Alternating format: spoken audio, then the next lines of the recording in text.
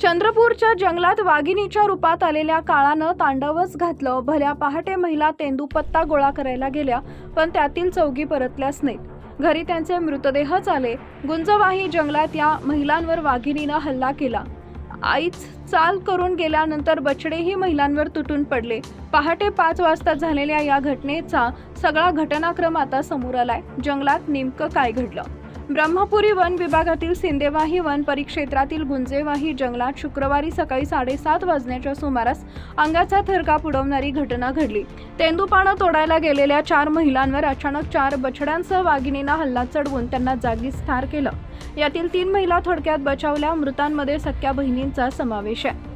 कवळाबाई दादाजी मोहुर्ले वय वर्ष 45, अनिताबाई दादाजी मोहुर्ले वय वर्ष 40 या सख्या बहिणींसह सुनीता कौशिक मोहुर्ले वय वर्ष 38 व संगीता संतोष चौधरी वय वर्ष 50 यांचा मृतांमध्ये समावेश आहे। या घटनेत योगिता चंद्रपाल जंगठे वय वर्ष 45 ही महिला गंभीर जखमी झाली। वाघाच्या हल्ल्याची माहिती कळताच वन विभागाचे पथक घटनास्थळी दाखल झाले। वन कर्मचाऱ्यांनी गावकऱ्यांच्या मदतीने रक्तबंबाळ झालेल्या योगिता यांना तत्काळ जंगलाबाहेर काढले आणि उपचारासाठी सामान्य जिल्हा रुग्णालय चंद्रपूर इथं दाखल केले। मृतदेहांवरील जखमांवरून हा हल्ला वाघाचा असल्याचं निष्पन्न झाले।